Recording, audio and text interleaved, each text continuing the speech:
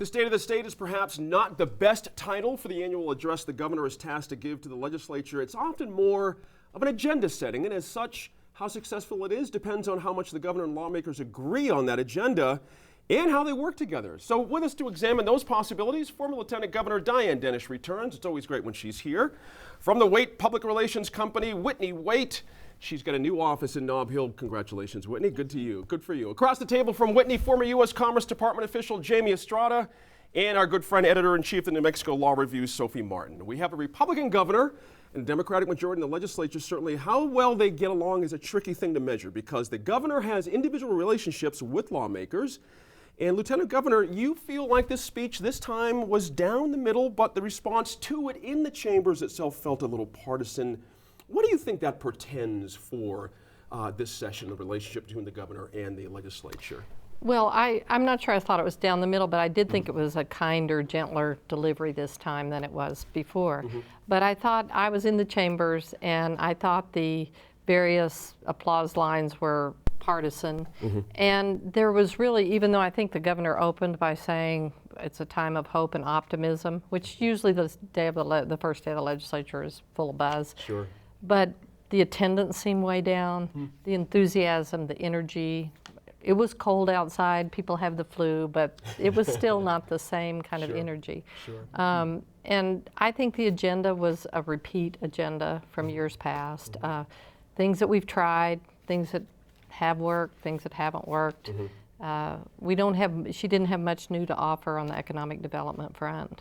So I think those are the kinds of things that I saw, but I just more or less watched the chamber to see what the reactions were, and I would say that there wasn't any one time when everybody joined together with a big round of applause. Interesting. That's an interesting point, Jamie, because as we were watching it here from this studio live, Lieutenant Governor makes an interesting point. I remember the point for immigration and the licensing seemed to be the most robust response. And I remember thinking, is there somebody standing up in the crowd here? Is there like a round of applause? And who might those people be? Right. So that tone, that agenda thing we're talking about here, we're going to get to education here a little bit. What was your sense of the agenda and the tone, what you heard? Well, I think the tone was softened, and I think partly had to do with the fact that she did have children there, a lot of children so you can't be strident or whatever, and I think she perhaps setting an example for the kids. I think that's fine.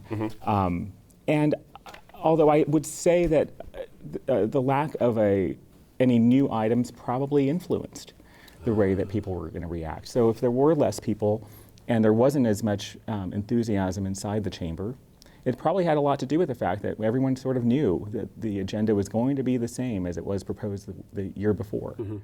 And you have to contrast that, I think, with what happened the last year's State of the State address, where Ben Lujan, the late Ben Lujan, announced that he had cancer and he was going to, so it sucked a lot of energy out of the room in many ways. So I think that so now we're seeing a different kind of State of the State address, and I think the lack of meat, especially on the economic development front, is concerning.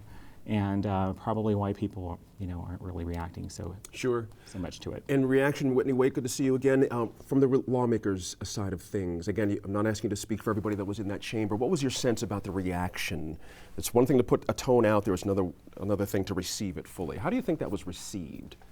I think a lot of the feeling of it feeling subdued on this day had a lot to do with what happened in the Senate, the Senate battle. I think the fact that Mary Kay Papen is now the President Pro Tem is going to be and was kind of a letdown for a lot of Democrats in Santa Fe, and that probably had more to do with the tone and the feeling than anything. I disagree, though. I feel like even though the governor put forth an agenda that people have heard, there's not that many ways that you can change or sugarcoat. We need to lower taxes. It's like if you're going to lower taxes, there's not that many ways that you can make it different or sexy or change it. And we absolutely need to do that for small businesses in this state. I'm glad that she's continuing to do it. I'm actually excited about her education initiatives. I think that they're back on the table because they are getting close to an agreement on them, and I know we'll be talking about them a little bit more today. But sometimes you have to keep going back and keep going back. These sessions are not that long. So I'm hopeful that there will be some good things that come out of this session, even though at the start it sounds like it's the same thing. They've got to go through the process. We'll start to dovetail into education, but let you get your cut at that same question about tone in how it was received. What's your quick thought on that? So one of the things that I really felt as I watched the governor's speech and then as I reread it was that there was an awful lot of, I have this quote from the governor. She says, "But I've always promised to be straight with you. It's my job to say when trouble is on the horizon." And then she goes on in her speech to paint a picture of the national economy and national spending that isn't quite right. Or that In what doesn't sense? quite jibe with my perception of what's changing in our national economy. We're seeing improvements nationwide in unemployment. We're seeing improvements nationwide in our economy. We're seeing things move forward. We do obviously still have some hiccups in Congress. But sort of this, this is what's happening on the national scale at stage, and so that's what's happening in New Mexico. But the truth, Governor, is what's happening in New Mexico is that we're not seeing the recovery that's happening in the rest of the country. So I'm always a little hesitant when people say, well, to tell you the truth, I think, oh, wait, what's coming after that? Because that's a classic tell, right? And so that's what I felt I saw there was a real buck passing on the part of the governor. Interesting you picked up on that. Go ahead, I have a point on that, but go ahead, Jimmy. Which is exactly why there needs to be more meat on the bones when it comes to an economic development agenda for the state, and why there ought to be new ideas put on the table beyond just tax cuts. And here's just an example. I mean, if you look at 2011 and the numbers of GDP growth in the country, New Mexico is in the bottom quintile of GDP growth by state. We're surrounded by states like Utah and Texas in particular, who are in the top quintile. And yeah, they have better environments, for business, and we can understand all of that. But where is the path to take us there? Right? And are the things that are being touted as the components of this agenda aggressive enough to get us there quickly? And go ahead, Lieutenant Governor. I have a question on Jamie's point right there, because let's start with lowering the corporate tax rate and making us equal with another state. I didn't hear, and the result of that would be X. There never seems to be an X, like something we could look on the horizon and look forward to and work towards. Is that something you sensed as well? Do we need to have a path here? Well, I think there's a growing sense that if tax cuts worked, why haven't they worked? At the national level and at the state level. Where are those jobs that supposedly they create for small business or otherwise? But the point about the federal, I don't know if anyone's seen it, but there is supposedly a Federal Reserve map out that shows projected job growth for every single state in the country except New Mexico for 2013. And in fact, decreased job growth for New Mexico. And part of that is the governor says she wants to work with the delegation, but she has done nothing to fight for the federal jobs that are here except say they're going to go away, we need to replace them. She's done nothing to fight for the base jobs in Alamogordo. She's done nothing to fight for Lanel. She's done nothing to really fight for the federal jobs that we have here, to say, how do we access, keeping the jobs that we actually do have? And words matter, and not doing things matters. And on the spaceport, those jobs, we have that issue, the liability issue. But at the beginning of her term, she was very lukewarm to the spaceport, did nothing to promote it.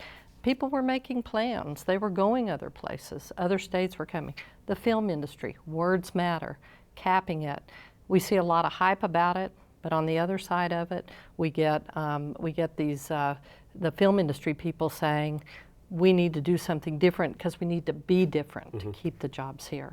So I think there's a lot of blame to go around about losing jobs, whether it's federal jobs, local jobs. She's not filled the vacancies in state when she blames the going away of government jobs. Part of those are New Mexico jobs in New Mexico government. Whitney, it's interesting about this too when you think about this idea of, again, I want to stay on this theme of what can we expect and when can we expect it? It never seems to be put out there by any administration in this state, let alone the Governor Martinez. No one is able to say in 10 years we're going to be here. Well, and then 20 we're going to be we're here. in untested territory, Gene. I mean, the state of New Mexico is in a unique position because of our reliance on federal dollars and federal jobs. And when you are suffering at the federal level, and I would argue that it's much more Senator Bingham's and Senator Udall's position to be able to hold on to those federal dollars than it ever would be from our two-term governor. But we are absolutely 100% reliant in the state on those federal dollars coming in here. So what do you do when the federal pie starts shrinking and yet we didn't have real policies in place over the last 8 years years to start really revamping and looking at what we're going to do for small business and mid-sized business in the state of New Mexico. So I would tell you, if you just cut the corporate tax and get as much as you can, the state government and the federal government off the backs of our small businesses. Yes, maybe you may not be able to say specifically in 10 years it's going to look like this, but I guarantee you it's going to look a lot better than the route that we're going right now, which is continuing to overtax our businesses, overtax our families, and watch the federal dollar disappear. I mean, it's a very scary prognosis, I think. Is it fair enough to say, though, Sophie Martin, that for the last 2 years, this governor has not been preparing us in this state for this eventuality? I think that's true. Now, I mean, to Whitney's point about how this is a little bit unprecedented, part of what's unprecedented is the rise of a very conservative branch of the Republican Party, who, as we've seen time and again, has pushed against sort of the rules of economics, has pushed for cuts without any real sense, I think, of what the impact of those will be. And to a certain extent, we do have models for what happens when you cut taxes too drastically. We can look across the border to Texas and how horrible the education system is over there because they haven't properly funded it and because they test the heck out of those kids and don't support the teachers in the way that we need to be doing here. We can look to other states and say, if you cut too far, it's not just that you're cutting taxes, it's that you're cutting the state's ability to do the things we rely on. Education, roads, things like that, police officers. And that hits not just at the state level, but at the municipal level. Small towns all over New Mexico are really hurting. Yeah, I'm going to hold you there, Jamie. Sorry, we're going to move on just a little bit. We're going to take this one on again. After the break, the new Speaker of the House, Ken Martinez, and the Senate Majority Leader, Michael Sanchez, talk about what's to come this session.